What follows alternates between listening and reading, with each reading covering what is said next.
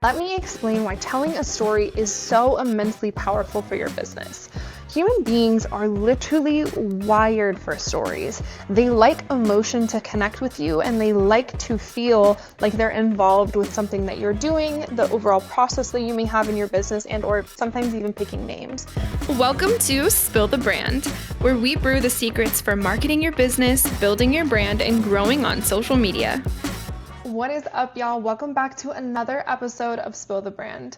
As you can tell, I'm in a new environment. I mean, what's the difference between the wall that I had before of a blank wall versus this blank wall? But I mentioned to you guys in my last episode that I recently moved, and it has been a crazy experience to say the least. So I wanted to just share a little bit about that with you, because today's episode is going to be something where we get to kind of talk more about storytelling, how to talk about that through your brand, and overall just illuminate your story. It's a new city, there's new energy, and there's a new rhythm, so that means all new changes. But that's a good thing, and I think that with new changes come new stories, which is, again, today what we're talking about. So I just kind of wanted to share a little bit more about the experience, because if you follow my socials, one at Sam the Branding Coach, literally everywhere, you can kind of see the evolution of what it was like moving in absolute chaos, driving here with my mom, and then overall just kind of finding my way in this city as well as finding my way in my apartment. So that's a little bit different story there. But overall, those are all things that really lead into how you're going to build your brand and how you're going to tell a story. That being said, that is why today's topic is so important, because telling your story isn't just something that's nice to have when it comes to branding, it's absolutely essential. So today we're going to talk about the messy behind the scenes and the overall way to tell your brand story to help people feel, follow, and choose you. What does it mean to have an unforgettable brand? I think sometimes as entrepreneurs we get distracted in the sense that maybe it's a new logo, maybe it's new fonts, maybe it's new colors. It does not mean you have to go spend $100 on new templates in Etsy or a brand new font for $75 in Creative Market. It means telling your story in a unique way from your point of view and letting your audience in on that story. People don't just want to know your story, they want to feel it. They want to feel like they've belonged. And as I've mentioned, consumer behavior has drastically changed. And that being said, we need to really shift the way that we are talking with our audiences and adjusting to be more tailored towards not even just their emotion, but more so feeling something. Because let's talk about Taylor Swift as an example. She has something that we like to call as a cult-like following. The goal of any brand is almost to have that specific kind of following. But what does that mean? So having this cult-like following and or just a very loyal following base and or followers in general means that they almost ride or die with you on everything that you do. It almost does not matter what you sell, what you put out. They trust your brand so much that whatever you do, they buy. This is that same thing with Taylor Swift. She has evolutionized to be one of the biggest pop music stars in the entire world. So that being said, we kind of have to revolutionize our brand thinking to be something like that. Granted, we don't have to turn into Swifties or turn into Taylor Swift in order to do that, but we do have to keep in mind that our audience likes us for a certain reason, and if they follow our brand long enough, they will be loyal enough to buy whatever we start to put out. So that's the goal. I know many of you are sitting here kind of sitting in a space of uncertainty. I don't know what I'm doing, I don't know where to start, and I just don't know how to tell my story accurately. That's kind of what I want to do today, is really break down that storytelling aspect, because you're not alone. So many entrepreneurs don't know how to do this properly and end up missing and leaving so much money on the table because they don't know how to speak directly to their audience. If we were to actually peel back the layers of what the kind of problems that people come to me with, it's usually not a marketing problem or a niche problem or even a visibility problem. It's a clarity problem. The problem is that you're using overcomplicated, overwhelming jargon or language filled with fluff and not enough value for your audience to actually understand what it is that you actually do versus what it is that you're actually trying to sell them. So those are two things that we want to keep in mind as we're starting to go into this, just because more often than not, You are the subject matter expert here, and you are so intelligently smart and amazing and brilliant. And I'm saying that from the other end of a camera where I don't really know you, but you are. But the thing is that we have to bring that language and clarity into our messaging in order to tell our story accurately and be able to let people in on this journey without overcomplicating it. Whew, that was a lot to say. Does that make sense? I just want to make sure that we're on the same page. But that in a nutshell is kind of more of what we're diving into. Let me explain why telling a story is so immensely powerful for your business. Human beings are literally wired for stories. They like emotion to connect with you, and they like to feel like they're involved with something that you're doing, the overall process that you may have in your business, and or sometimes even picking names.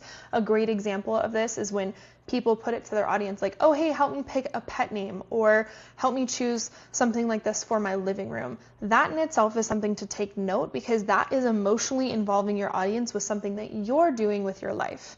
Granted, that may feel a little bit influencer-like style when we're business owners, but the point is that you can still do that as a business owner without it feeling like an influencer level, and you can still kind of give people the value of being a part of your life and or your business and provide value. Does that make sense? There's a lot that you can do in between that allows people to follow along with your story and be involved. Your story is the bridge between, hey, it's nice to meet you, versus I feel like I know you and everything that you said absolutely hits home with me, and it's almost like you were in my mind. That makes a difference, and that overall bridges the gap between people just observing your profile and then buying from you. So that's kind of the importance of why your story actually matters, because bringing people in allows them to be emotionally invested. When I talk about your brand story, I don't just mean an autobiography that's maybe 6 pages long with every single job and description that you've ever done in your entire life. That is not what I'm going for. I'm going for the fact of where is your mission and your impact in the thing that tells us your why. This is where we can use a framework like I do with my clients that starts with the origin of your story. What sparked your journey? What is the moment that made you overall start your business, start your brand, want to build a brand, and what is the problem that kept you up at night? For me, let's say this example, we're on Spill the Brand because branding is one of those things that people for years have always struggled with. And it's more of an identity piece with understanding how to overall explain themselves and differentiate themselves in the marketplace. So this is where we talk about being the obvious choice. The obvious choice means that you're standing out and doing something different, even though you may be just like another Steve Jobs or like another Nike. You're standing out differently in the marketplace, doing maybe the same thing, but branding it differently.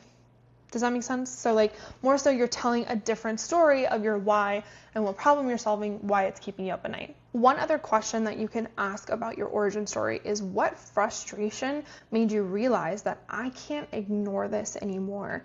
Again, for me, this was realizing that entrepreneurs didn't need to feel like they had this gap in the market anymore. They could feel clarity and give their audience clarity so that we're not leaving money on the table, we're growing. So that's the first part of things. And this is, again, the framework that I end up working on with my clients. The origin is number 1, and then the mission is number 2. What's the stand that you take? What do you believe in? This is a lot where values come into play. Who are you here to challenge? What are you here to shift or apply? And then who are you fighting for? And these things are actually incredibly important based off the fact that if these are missing from your brand, then there's almost no reason why someone should connect with you. For example, this may be a business owner or some type of product service where the founder is maybe more religious and they offer that in their values. They mention that all over their branding. They talk about being Christian-backed, religious faith. They have something of value in their branding that people go towards when they believe in the same things. So this is the same thing that you can use in your business, in the sense that if you believe in something so strongly, whether it be religion, values, whatever it is, you can use that in your branding to attract the kinds of people, like-minded people, to your business or brand. So for that being said, what are you actually standing for? And what do you want people to know that you believe in? These are just some things that allow people, again, to feel emotionally invested in you and what you're building. For me, it's helping entrepreneurs own their voice, stop shrinking, and show up as themselves. Authenticity is everything for me. And I not only show up as that in my content, I preach that with my clients. So that for me is a value and a belief that I show throughout my content, my business, my brand. And so I want you to think about, what is that for you? So let's recap. First, you have origin. Second, you have mission. Third, we have impact. This is the impact of how does your work change people's lives. Allows their brand to be felt, seen, and chosen. So this is like one of those things that I believe in. But for you, when you're thinking about impact, what transformation happens because of the work that you do? As a coach, as a business owner, whatever it may be, what is the impact? What is the catalyst? What is the thing that overall starts and begins with you, and why they should work with you? That is something that we want to lean into. How do you leave people better than where they started? Do you make people feel some type of way? Let's address this and infuse it into your messaging. This is a huge piece of your brand that, again, is extremely crucial. One of my favorite quotes, and something that you can actually find on my website, is this: I've learned that people will forget what you said, people will forget what you did, but people will never forget how you made them feel. And Maya Angelou said that. And I think that that is one of the things that is a huge reminder, is that it's not about your certifications, your resume, or your perfect content calendar. It is about how people are going to remember you. So is your story infused in your messaging, and are you being clear?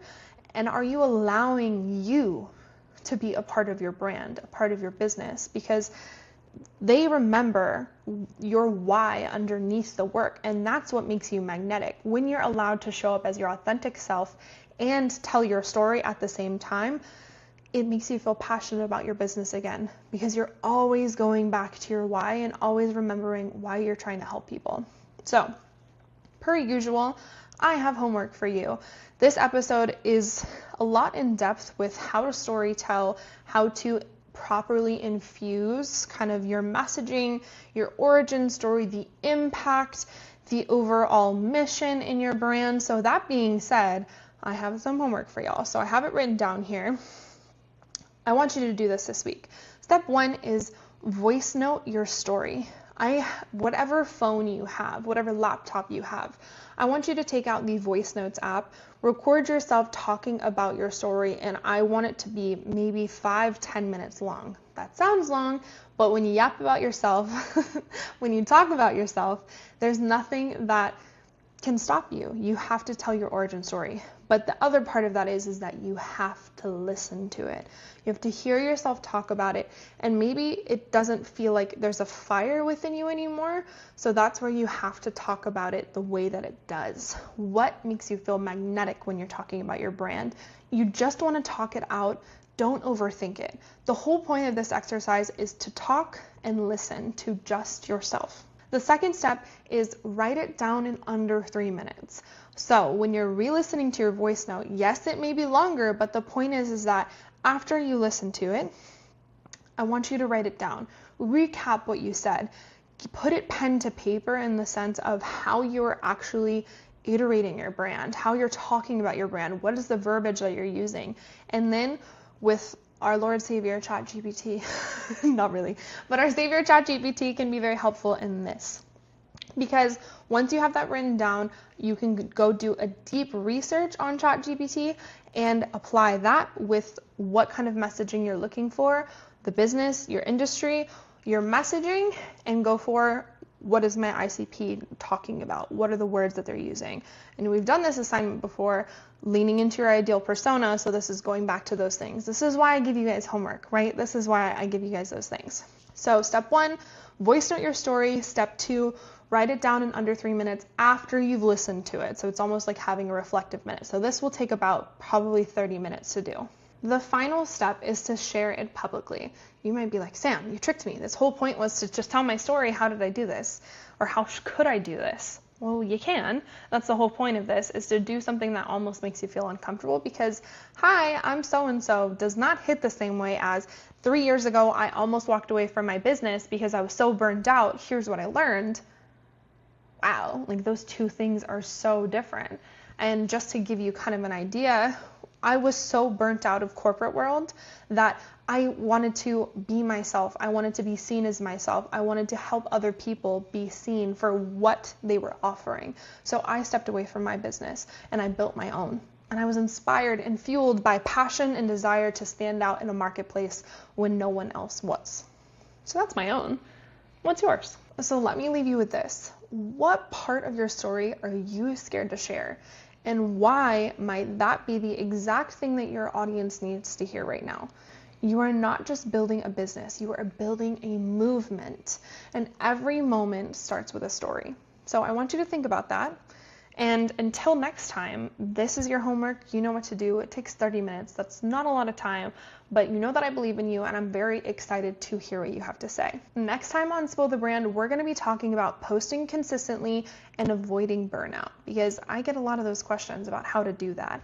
So this is what's in store for the next episode, but as far as this episode goes, you have some homework to do. So I can't wait to hear from you. So you know where to find me at Sam the Branding Coach, or you can email me at info@spillthebrand.